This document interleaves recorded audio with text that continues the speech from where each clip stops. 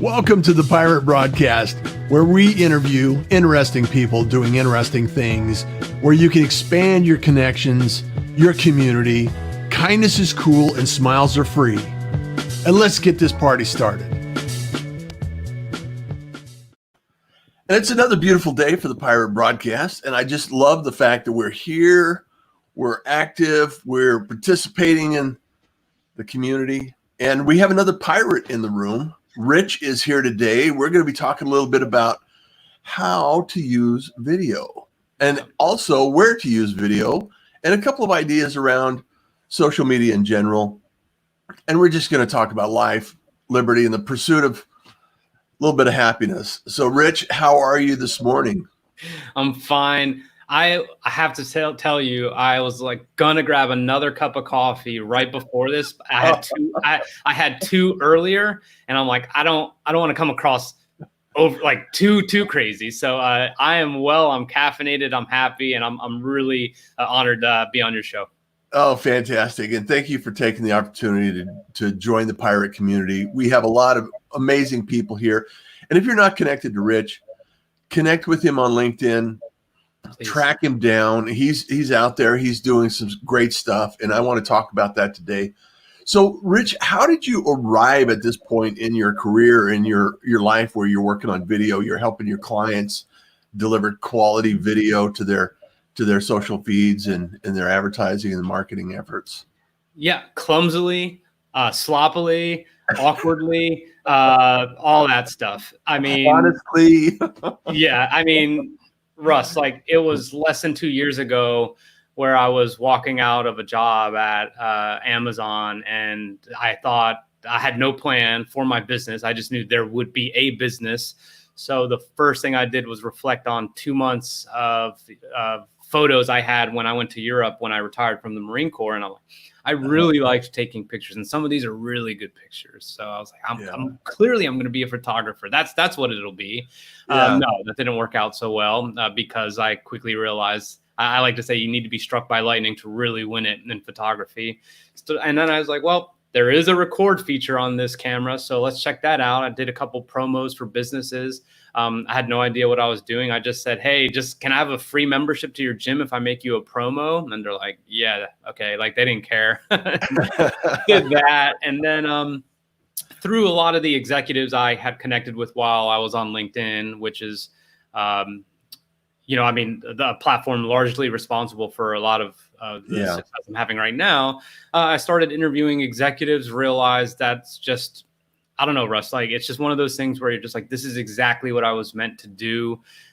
Meaning I'm talking to people, which I love, but more importantly, I'm helping people tell their stories and just make them less stiff, less executive-y, less reachable or more reachable, and that was it. I really, I like the behind the curtain aspect of it all.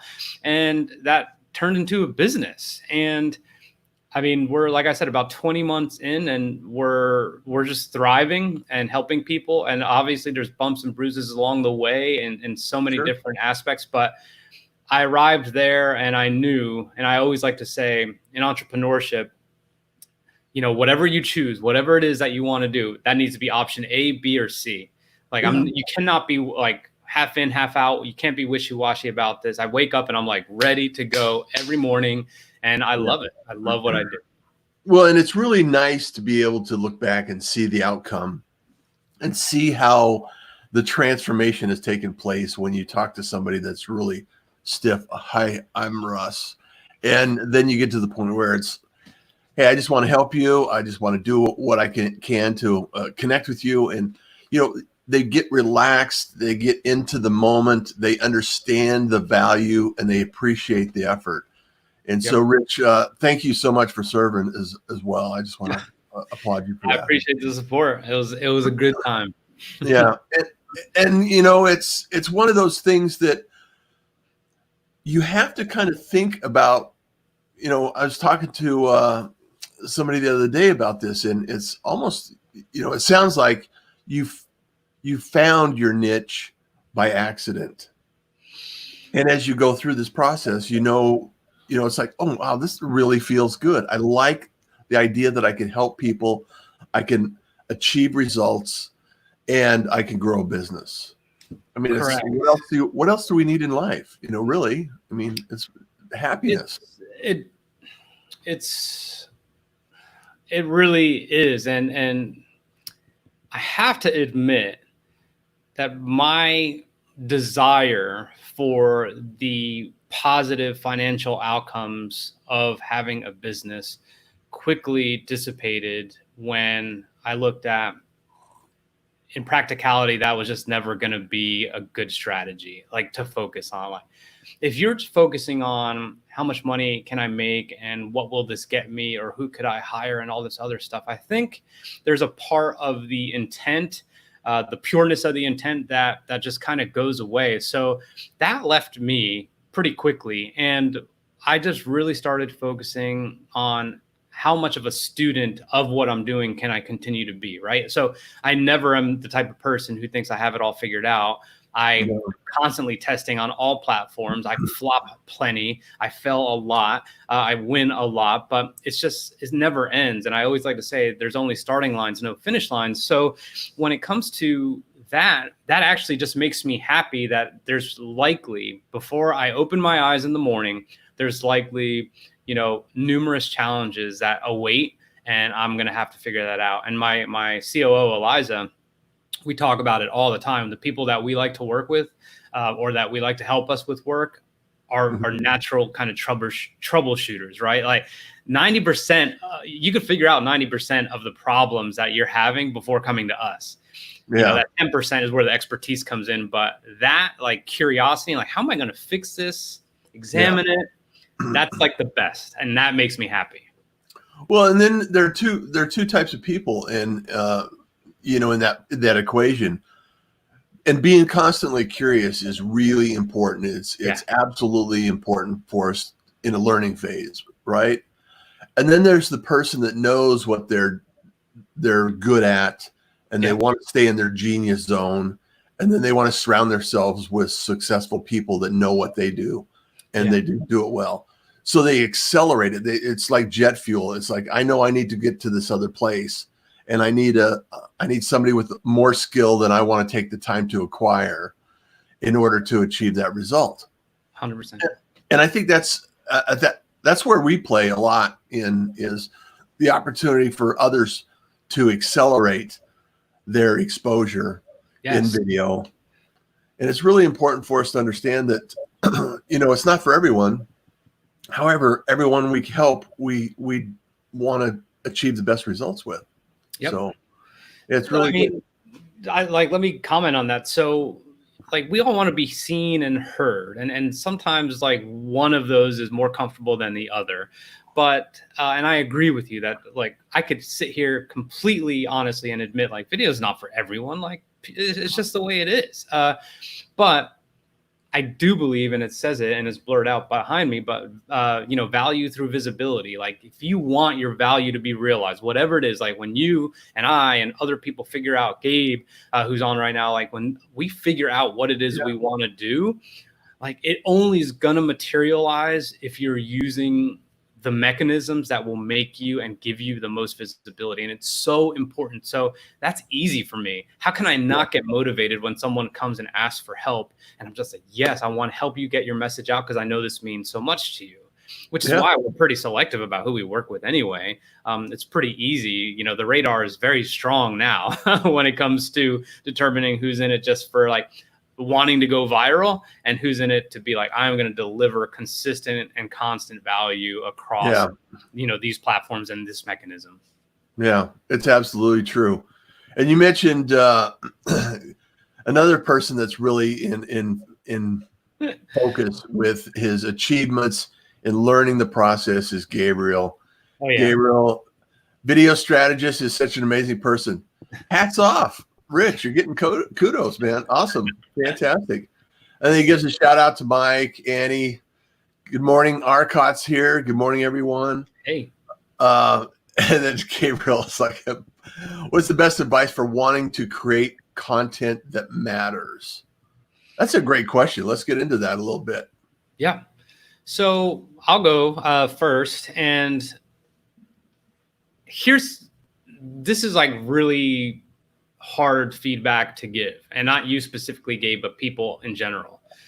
The content that matters the most to you does not mean that's necessarily the content you need to create. If I go on LinkedIn every day and talk about how, I am trying to get my run time down to 8 minutes per mile and all this other stuff, like I would love to talk about that.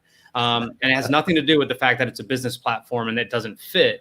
What matters is when I post certain things about, like I did last night, about recording. If you're ever on a podcast, use your phone to record it. So that way you have content and you don't have to think about the content you just created. It's just already created. Yeah. That got a lot of positive responses, Gabe. So the content that matters is the content that matters to the people, to the audience, to the person that you can help. So it can get really easy to be like, I'm so going to talk about this today. I really want to talk about it. And look, I'm guilty of that. But the content that matters is the content that matters to who you can serve. And if you think about it like that, and you are really looking at your results on your social media platforms and seeing what's clicking and what's not with them, not with you, with them, then I think you're off to the races. Yeah, I have to agree with that. And also, it's what will bring value. If you're delivering value all the time in some capacity, I talk a lot about kindness. I talk about, compassion and empathy. And I talk about the idea that we all have a gift. We all have a message, It's like you were saying, be seen, be heard, and be talked about is one of my taglines for the Pirate Syndicate. And so it's that idea, that concept that you are the media is really something that resonates with me. However, it also resonates with the people that I want to work with. Yep. And it resonates with somebody that is looking to achieve results on video. Yes. And it's one of those things that it feels natural because what you're doing is self-selecting in your audience, in your community. Yeah. And it's like, hey, if you're not really into kindness, we're probably not a good fit. If you really don't want to be seen, heard, or talked about in a good way, we're probably not a good fit. Yep. So the self-selection and the messaging and being consistent with that message. If I came out all of a sudden with a YouTube video about car parts or something like that, it would seem complete. It wouldn't seem consistent with what I've been putting out for the last 500 videos. That is so important, and it stinks because you don't want to feel like you're redundant and look the same, and you want to change settings. But I was talking to someone yesterday, and we were talking about how I one day I am going to interview Jimmy Fallon. I love Jimmy Fallon. I love his personality. I love the type of father he is. I love all his unique content. But here's the thing. When I watch, or when the Tonight Show was on and it was live before the pandemic, like I see him in a suit in front of the same curtains, in front of the same camera, doing a monologue every day. Like it is important that there is an element of consistency that you're talking about, which means that people do expect something. And it doesn't mean you can't pivot, but you're so dead on about the car parts. Like I'd be like, what is happening right now? Like, okay, I guess so. Are you going this direction? And you know what you risk? If you confuse, you lose, which means you could literally lose subs, views, or whatever, just because you decided to do something that you wanted to do and not what people were expecting. Yeah. Well, and here's the interesting thing is that, or at least the thing that I find fascinating is not everybody understands what the Pirate Broadcast is about. And the whole goal is interesting people doing interesting things. Yep. And it could be from any, and I almost think about it like, Mike Rowe's Dirty Jobs. Mm-hmm. It's as if okay, we're talking about video. Yesterday I was talking about something different. Day before, last week, different subjects. They're all combined in, we're all focused around the idea and the platform of LinkedIn primarily. Yep.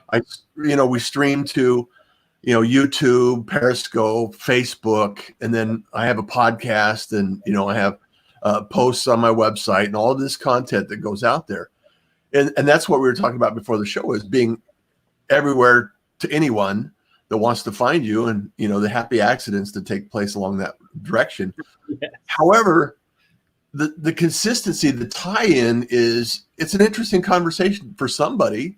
I mean, you will drop nuggets of knowledge today, and we will share some information that is valuable to someone. I promise. Mm-hmm. So that's so like the other show that he said, Rob said hello. Hey, thank you so much for being here, Rob. Love it. Which does he enjoy more, native video or live streaming? Editing to edit or not to edit? I'll give you a very quick answer on that. I like native video more. I have a little bit more control over it, but that's just a little bit of the fear of live streaming. When I've done some webinars recently, and I'm just like, that was a complete cluster. Like, it needs work, but the one thing about live streaming I do like more than native by a million is the fact that you can, like, Russ literally is just acknowledging people and answering and helping answer questions. Like, that real time interaction is so important. So that is the only reason I like live streaming, Gabe. But otherwise, I do like native. I'll do, like, kind of prepare just to make sure, like, here's my point. Did I hit it? Did this help someone? Like, do I really think this is going to help someone? So that's my answer there. Yeah. And I think it's something you can build on too. Once you get comfortable with video, and this is what I tell a lot of people. When I've been teaching podcasts since 2015, and helping podcasters along the way. And I said, edit live. Get better at not saying ahs and pauses and stumbling and saying, "Oh, we'll edit that out." Yes. And just get comfortable with what it is you're saying. It's not perfect, and people are not perfect. And when you come across as being authentic and real, just like we are right now, I think there's a comfort level that people can adjust to, they can really relate to. And I think it's important for us to understand that perfection is, something we work toward, and it's a myth, really. So that's when like, you just, like, put this anecdote in my head where I'm imagining myself at a business conference or a networking event or something.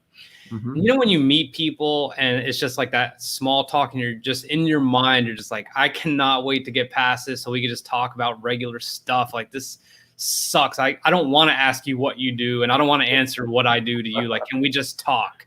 Yeah. That is authenticity, when you are able, that moment where you actually have that off the bat, and you don't feel compelled to just be like, can we vomit each other's resumes and elevator pitches out to each other right now? Like, It's just so uncomfortable. So that is authenticity to me, is trying to just come across as unplanned, as just unhinged as I am. And I ums and ahs a lot. I mean, trust me, when I'm editing my podcast, I'm just like, Rich, that was like, why did it take you 2 minutes to ask a question that could be accomplished in 10 seconds? I don't know. But it is the way it is. And you and I both know that you could look back at previous content or previous podcasts and be like, things are getting better. And if they're not, then that should be a red flag that you probably need some help. Absolutely. And this is, I as a musician, I have the same analogy. As a broadcaster, you are the exact same thing. You're improving your instrument, you're improving your outcome, you're practicing. And if you're not practicing and you're not getting better, maybe you should think about what you're doing and why you're doing it, because ultimately the goal is to add value to the community, and we've worked really hard. We're coming up on 200 episodes with the Pirate Broadcast. Love it.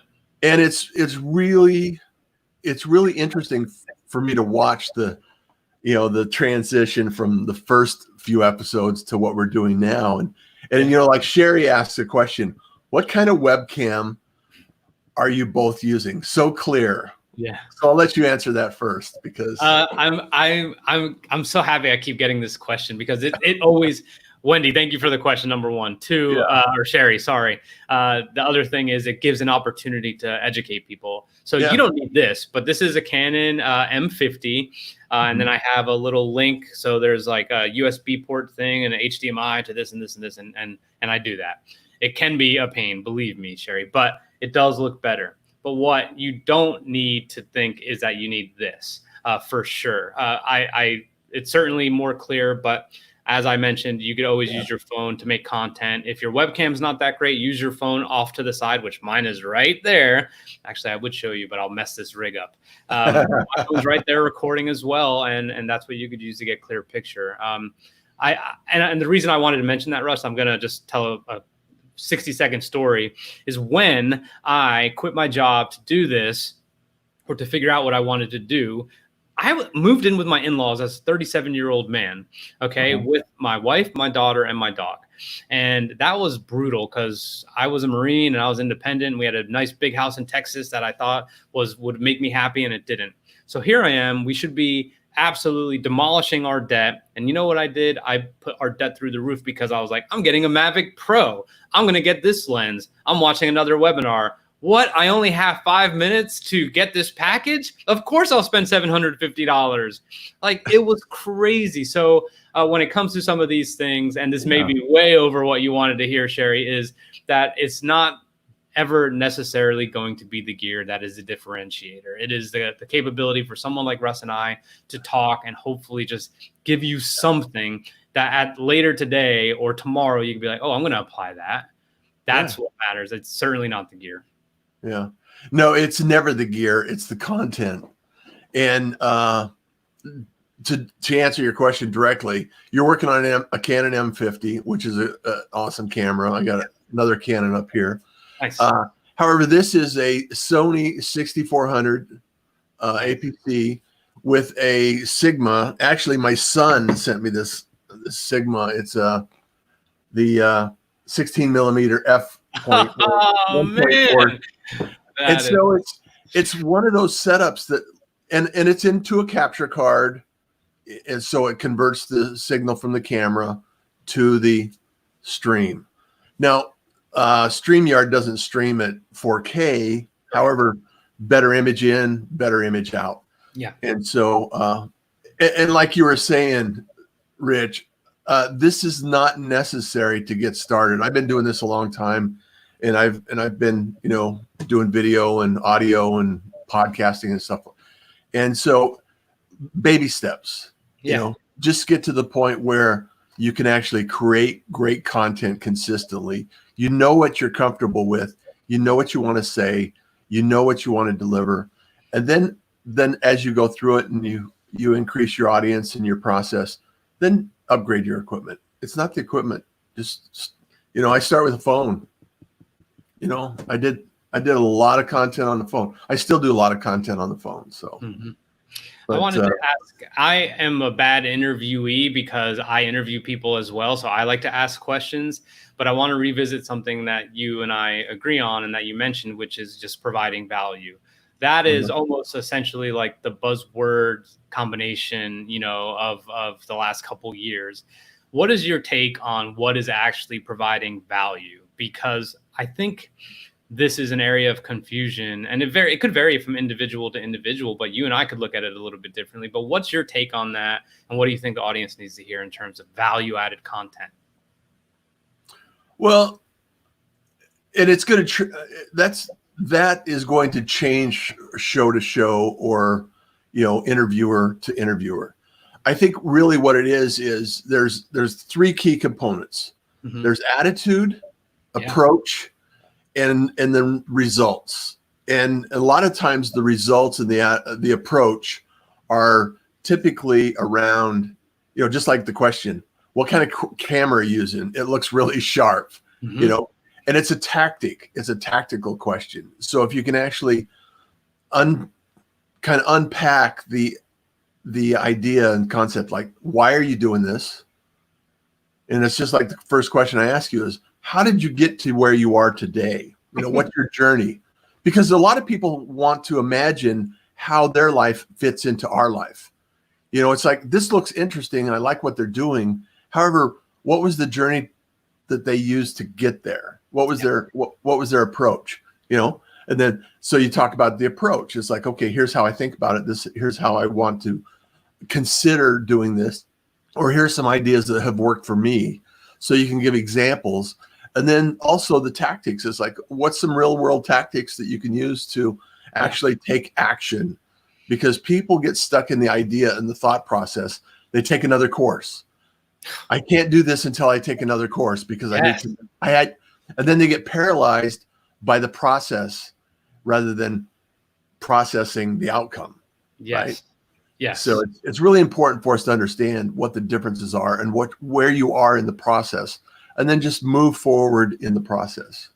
I mean, that one thing you just said, I mean, I agree with basically all that. The thing that stood out is the course or the cert or the whatever. Those are things I mentioned when we were off the air, how you said, how's your day? I was like, well, my drop off with my daughter didn't go so well. She is a little princess of delaying and disrupting. And it's just her tactics are really impressive. Those types of things are tactics for your own procrastination, believe it or not. You are relying on someone to tell you you're certified or qualified, or that you want to make sure that you've appeared in this magazine or on this podcast in order to actually move. That's not how it works. It's just not. There's no substitute for action, and relying on some of these certifications or validations is really just a way to delay. And if you could just sit with that and just be like, why am I doing this? Do I really need this? And just say to yourself, like, I got this. Like, I'm just going to go. Like, what's the worst that could happen? One of my favorite creators always says, do it now, mess up as much as you want, and clean up the mess later. I mean, it doesn't matter. You want to be ready for when everyone is watching. And right now, for many people who are just starting out, no one's watching. So it's completely okay. Start before you're ready so you can practice getting ready. Yeah, I like that. It's so simple, yet so many people say I can't start because I'm not ready. Yep. It's like, you're never going to be ready. Just start to get ready. Yep. So you can be ready when you. It's like, okay. So Gabriel asks, should you encapsulate your core values in creating your brand in making content? Is there a formula new content creators should use? I have a thought about this. Yeah. And I'll just share it, and then we can bounce this off, because I think it's important for us to understand is every content creator, it's almost when you know you're doing something that feels right, you recognize it. When you start to veer off of that, it doesn't feel congruent with what you believe in. Mm-hmm. And I think that's unique to everyone. Gabriel, everyone has a gift. You have a different style of interviewing people than I do. You have a different show, different graphics, and it works.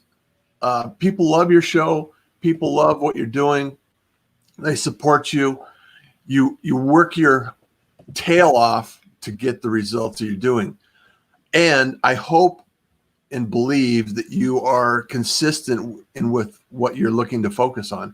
And I think that's the key ingredient is, if you're happy doing it and it brings you joy and you lose track of time while you're doing it, that's an indicator that you're doing something that you can do consistently over time. If it feels like work, it's probably not consistent with finding joy. So, and it's going to be hard to do that as a marathon versus a sprint. Some people can create content for short periods of time and then they burn out and they can't keep up the consistency. So you have to find that groove, that balance, that joy. And some days even, it's like, okay, I get up and do this every day. And sometimes it's like, okay, I may not feel the same level of excitement. However, I still feel a level of excitement about it. Yes. That is very, very true. It absolutely fluctuates. I'll give you my take on it. Yeah. Your core values should always take part in it, so it's recognizable. Gabriel, one thing I always like to say is you should, if you're doing it right, in my opinion, when you're creating content, there should be absolutely almost nothing left to the imagination for people to know what it's like to work with you or network with you or have you as a friend or anything like that. That means your core values potentially are, authenticity, integrity, whatever it may be. So for me, being unflinchingly honest is important, which is why at the beginning of this podcast or this broadcast, I said clumsily, sloppily. I mean, I've never said that before, but it's the absolute truth. Like it was just ugly. And, and I mean, it's always ugly. Every part, there's parts of every day that are ugly, but absolutely incorporate your core values. But I wouldn't really say in your head as part of the strategy, like, okay, these are my core values. I need to make sure I absolutely nail something along with that. I think it'll just come through. And to Russ's point, I always like to say this: if you have to look at left and right before you do it, you probably shouldn't do it. When you're on the straight and narrow, and then there you go. But I think that's a good question. Hopefully that answers it. Mike Paterano, hello. Yeah. So such an important nugget right there. Fix that stuff later. Just get started. Yeah, absolutely. And both gentlemen have inspired me to do more. Oh, thank you so much. Great. Michelle, start and get ready as you continue to move ahead. So, yeah. And then what shifts in content do you see coming in the next few months? And before I answer that, I know that I just want to thank everybody for their comments and their consideration of being here. And the pirate community is such a vibrant community. And if you're not connected with everybody in the pirate community, follow hashtag PirateBroadcast and discover a few friends that are here in the community, believing in the kindness is cool. And, reach out to Rich as well and connect with him and make sure that you're involved and engaged in this community, because it's important for everyone to be seen, be heard, and be talked about. So I love that. Thank you.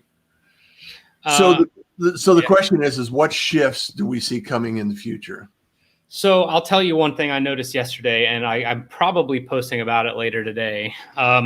So I went on Instagram yesterday after my run, and I was like, okay, time to make my stories so everyone knows I'm doing something early in the morning and getting my workout in.